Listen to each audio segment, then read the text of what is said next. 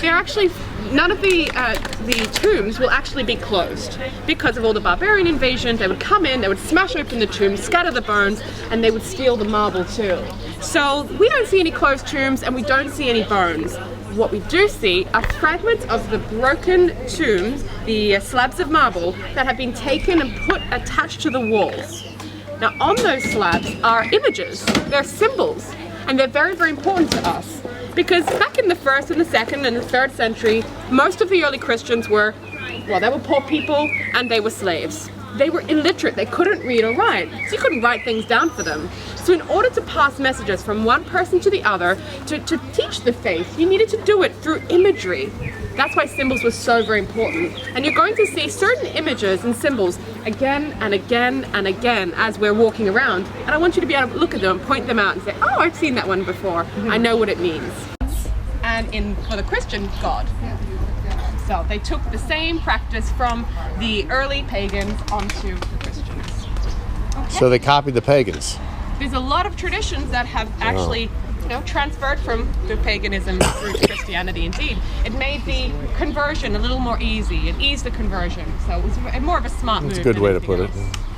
Okay, so is everyone ready to go down now? We are. Excellent. Okay, follow me.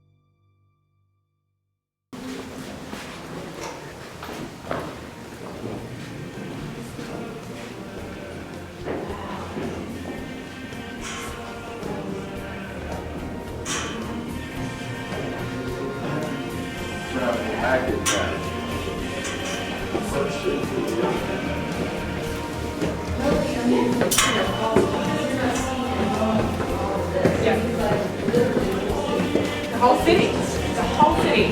That's the thing.